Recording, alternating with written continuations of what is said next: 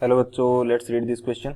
The question says a body at rest is moved along a horizontal straight line by a machine delivering a constant power. The distance moved by the body in time t is proportional to option first t to the power 3 by 4, option second t to the power 3 by 2, option third t to the power 1 by 2 and option fourth t to the power 1 by 4. तो इस question के अंदर हमें दे रखा है कि एक body है वो रेस्ट से मूव करना स्टार्ट करती है, हॉरिजॉन्टल स्ट्रेट लाइन में मूव करती है और जिस मशीन से मूव कर रही है वो उसको कांस्टेंट पावर दे रही है. ठीक है, तो वो टी टाइम के अंदर जो डिस्टेंस ट्रेवल करेगी वो किसके डायरेक्टली प्रोपोर्शनल होने वाली है. ठीक है, ये हमें बताना है. तो बात करते हैं यहाँ पे की कंसेप्ट की. की कंसेप्ट हमारे पास इस क्वेश्चन के लिए क्या रहेगा.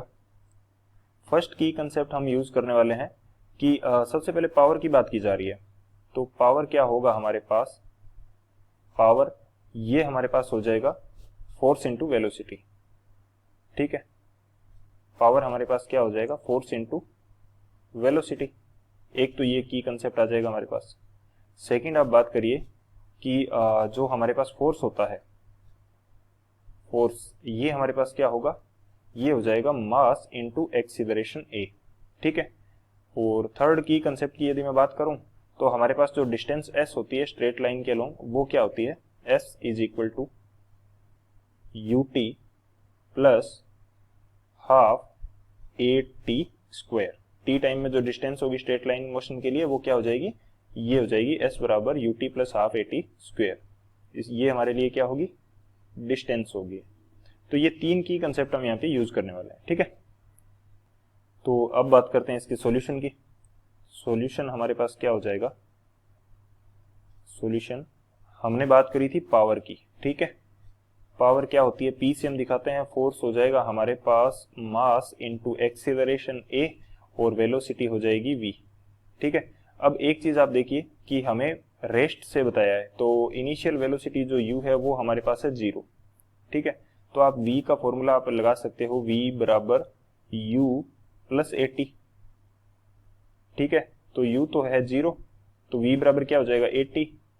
v बराबर हमारे पास हो गया 80, तो ये मैं फॉर्मूला में यूज कर सकता हूँ. p बराबर हमारे पास हो जाएगा मास गुणा एक्सीलरेशन और ये हो जाएगा यहाँ से ए टी.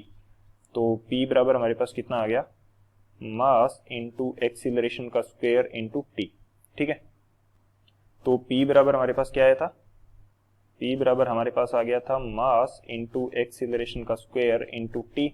यहाँ से आप एक्सीलरेशन का स्क्वायर निकालोगे तो ये हमारे पास आ जाएगा p बट्टे मास इंटू टी, और यहाँ से a निकालोगे तो ये आ जाएगा p बट्टे मास इंटू टी एंड इसका क्या आ जाएगा अंडर रूट.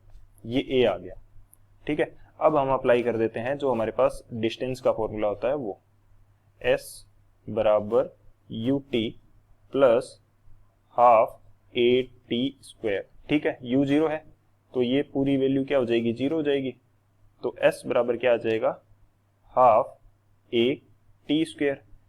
तो a की जगह हम क्या रखेंगे, हाफ तो आ गया ये रहा, a की जगह रखेंगे हम अंडर रूट ऑफ टी बटे एम टी गुणा टी की घात 2 यानी कि टी का स्क्वायर. हमें चाहिए डिस्टेंस और टाइम में relation.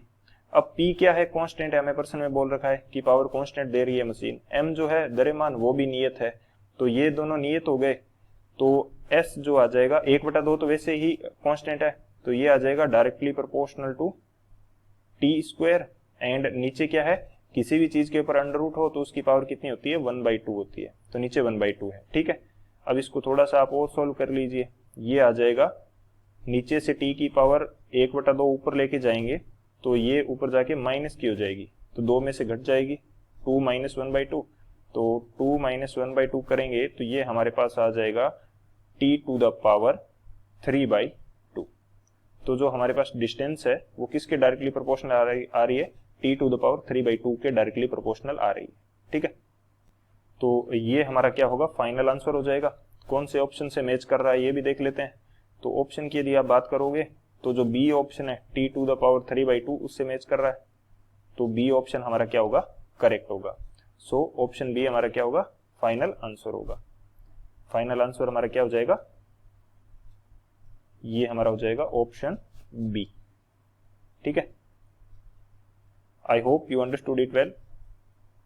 Thank you, keep learning with PW.